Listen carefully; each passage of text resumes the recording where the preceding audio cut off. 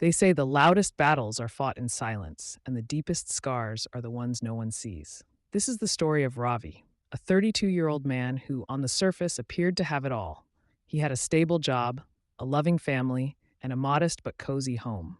To the world, he was a picture of success, always polite, always smiling, always fine. But beneath that polished exterior, Ravi was fighting a war within himself, one he didn't fully understand, and one he never dared to speak about. Each morning, he suited up like a soldier, heading off to work with a forced sense of purpose. His face was a mask, a perfect smile, polite conversations, nods at the right moments. But internally, Ravi's mind had become a noisy room filled with stress, guilt, fear, and doubt. He didn't even realize he was struggling. After all, no one had ever taught him to listen to his emotions. His mental health was crumbling silently, invisibly. And like so many others, he assumed if no one could see the cracks, then maybe they weren't real. Then one evening, something inside him broke.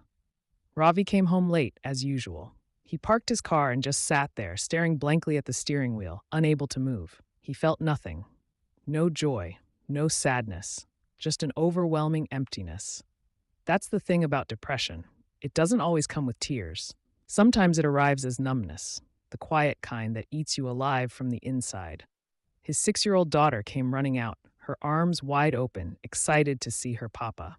But even as he looked into her beaming face, he felt guilty for not having the energy to feel what he was supposed to feel. That night, alone in the bathroom, Ravi finally cried, not from one single moment, but from years of silent suffering. Standing in front of the mirror, he asked the question that had been buried deep within, "Why can't I be happy?" For the first time, the mirror didn't offer his usual mask. It asked him back, "Do you talk about how you feel? When was the last time you rested your mind? Why are you so kind to others, but so cruel to yourself?" That was the moment Ravi's journey began. Not just a journey of recovery, but of understanding. In his search for answers, Ravi stumbled upon a concept that changed everything: emotional intelligence. It wasn't something he had ever heard growing up. He thought intelligence was about grades and logic, but this was different. Emotional intelligence, or EQ, is the ability to recognize, understand, and manage our emotions, while also being aware of the emotions of those around us. It's not about avoiding pain or staying positive all the time. It's about learning to sit with emotions, process them, and respond with awareness rather than reaction. He began reading, attending therapy, and journaling his thoughts. Bit by bit, he started making sense of his internal chaos. One day, his therapist told him something simple but powerful. Your emotions are not your enemies. They are messengers. Learn to listen. For the first time, Ravi stopped fighting what he felt and started paying attention. He began noticing when he was overwhelmed. He allowed himself to take breaks, to cry, to rest without guilt. Healing didn't come instantly, but it came sincerely. Ravi even wrote a letter to his younger self. It read, "Dear me, you've been brave far too long in silence. You've carried everyone's weight, forgetting your own. But today, I give you permission to cry, to feel, to heal. You're not weak for needing help. You're human." That letter became a turning point. For the first time, he began treating himself with the compassion he had always reserved for others. As he rebuilt himself from the inside out, Ravi made lifestyle changes. He began waking up earlier, not to work, but to breathe. He started meditating, spending time in nature, and saying no to things that drained him. He also started speaking openly about mental health, with his wife, his colleagues, even his friends. The surprising thing? People began opening up to him in return. Emotional intelligence, he realized, wasn't just a personal tool, it was a social bridge. By being vulnerable, he was giving others the permission to do the same. One day at work, Ravi noticed a colleague, Priya, looking anxious and distant. The old Ravi would have ignored it. But this version of him gently asked, "Are you okay? I mean, really okay?" Priya broke down. She had been battling anxiety for weeks but hadn't told anyone. That one moment of emotional presence made a world of difference to her. And to Ravi, it became proof that when we heal ourselves, we unconsciously begin to heal others. Through this journey, Ravi learned 5 powerful truths.